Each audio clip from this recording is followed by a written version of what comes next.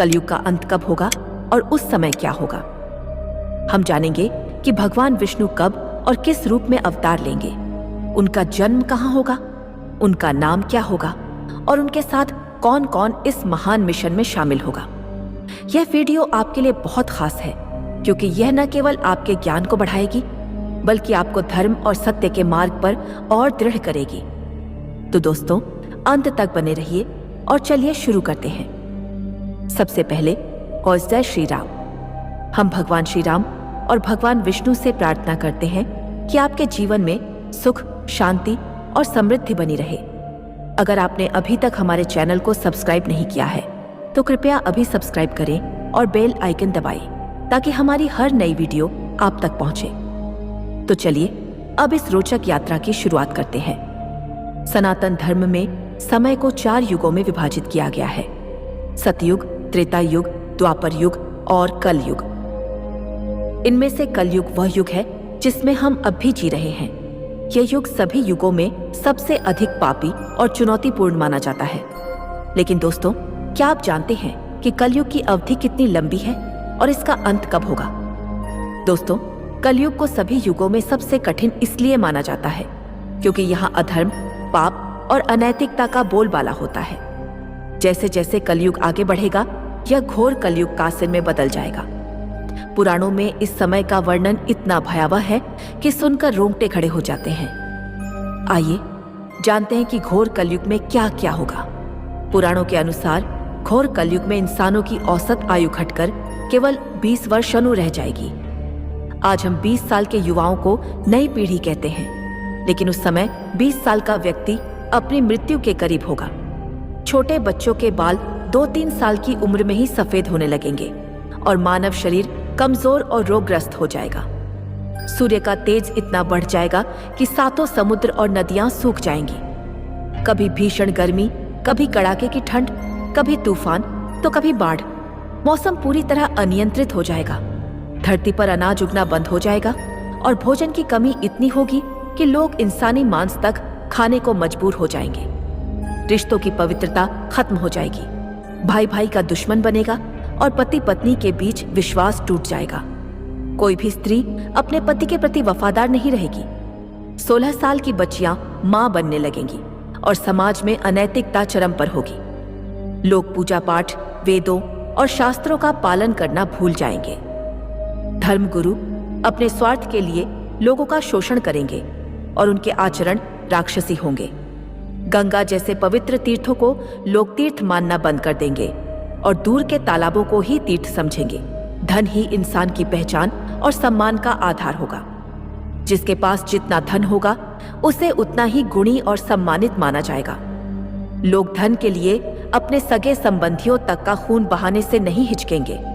घोर कलयुग में क्ली पुरुषपालो नामक एक राक्षसी शक्ति का उदय होगा। वह अधर्म का प्रतीक होगा और अपनी मायावी शक्तियों से लोगों को वशीभूत कर लेगा।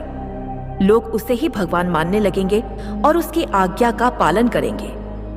वह इंसानों को ऐसी शक्तियां देगा जिससे उनकी ताकत देवताओं से भी अधिक हो जाएगी। भगवान कल्कि का अवतार। जब धरती पर पाप और अधर्म अपने चरम पर होगा, तब सनातन धर्म की रक्षा के लिए भगवान विष्णु अपने 10वें और अंतिम अवतार अकल्किदा के रूप में अवतरित होंगे। रामचरितमानस, श्रीमद् भागवत पुराण और अतकल्कि पुराण में उनके अवतार का विस्तृत वर्णन मिलता है। आइए उनके बारे में और जानें। उनके 3 भाई होंगे, कवि, प्राज और सुमंत। ये भाई उनके जन्म से पहले ही अवतरित हो चुके होंगे और उनके मिशन में सहायता करेंगे। भगवान कल्कि की 2 पत्नियां होंगी। 1 पद्मा, जो माता लक्ष्मी का स्वरूप होंगी और धन, समृद्धि और सौभाग्य की प्रतीक होंगी। 2 हरमा, जो वैष्णवी शक्ति का रूप होंगी। त्रेता युग में वैष्णवी ने श्री राम से विवाह के लिए तपस्या की थी और श्री राम ने उन्हें कलयुग में पत्नी बनने का वरदान दिया था। पुत्र, उनके 4 पुत्र होंगे, जय, विजय, मेघमाल और बलाहक। ये पुत्र धर्म की स्थापना में महत्वपूर्ण भूमिका निभाएंगे। भगवान कल्कि एक तेजस्वी और शक्तिशाली योद्धा के रूप में प्रकट होंगे। उनका स्वरूप इतना भव्य होगा कि लोग उनके दर्शन मात्र से अभिभूत हो जाएंगे। देवदत्त, एक सफेद घोड़ा जो उनकी शक्ति, गति और धर्म के प्रतीक होगा। इस घोड़े पर सवार होकर वे पापियों का नाश करेंगे। उनके पास रत्नमरुति नामक एक दिव्य तलवार होगी जो अधर्म को काटने में सक्षम होगी। इसके अलावा वे अन्य दिव्य अस्त्र शस्त्रों से भी सुसज्जित होंगे। भगवान परशुराम, जो विष्णु के छठे अवतार हैं, आज भी महेंद्रगिरी पर्वत पर तपस्या में लीन हैं। वे भगवान कल्कि के गुरु होंगे। परशुराम जी उन्हें वेदों, शास्त्रों, युद्ध कौशल और धर्म का गहन ज्ञान देंगे। उनकी शिक्षाएं कल्कि को अधर्म के खिलाफ युद्ध में अजेय बनाएंगी। भगवान कल्कि अपने मिशन में अकेले नहीं होंगे। उनके साथ कई चिरंजीवी अमर पुरुष होंगे जो उनके साथ कली पुरुष और उसके अनुयायियों का नाश करेंगे। आइए इन चिरंजीवियों के बारे में जानें। त्रेता युग के श्री राम भक्त हनुमान जी भगवान राम के वरदान के कारण आज भी धरती पर मौजूद हैं। वे कलयुग के अंत तक यहाँ रहेंगे। वे भगवान कल्कि के रूप में श्री राम के दर्शन करेंगे और कली पुरुष का वध करने में उनकी सहायता करेंगे।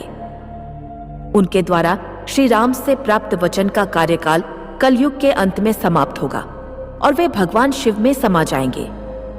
विष्णु के छठे अवतार परशुराम जी कल्कि के गुरु होंगे। वे उन्हें युद्ध कौशल और धर्म का मार्ग दिखाएंगे। उनकी शक्ति और तेज कल्कि को पापियों के खिलाफ युद्ध में अजेय बनाएगा। महाभारत के द्रोणाचार्य के पुत्र अश्वत्थामा भगवान शिव के वरदान से चिरंजीवी हैं। वे भगवान कल्कि के शिशु रूप के दर्शन के लिए भिक्षु वेश में आएंगे। वे भी कल्कि के मिशन में सहायता करेंगे। कृपाचार्य और वेद व्यास भी चिरंजीवी हैं। वे भगवान कल्कि के दर्शन करेंगे और उनके मिशन में योगदान देंगे। वेद व्यास जी ने ही पुराणों में कलयुग के अंत और कल्कि अवतार का वर्णन किया है।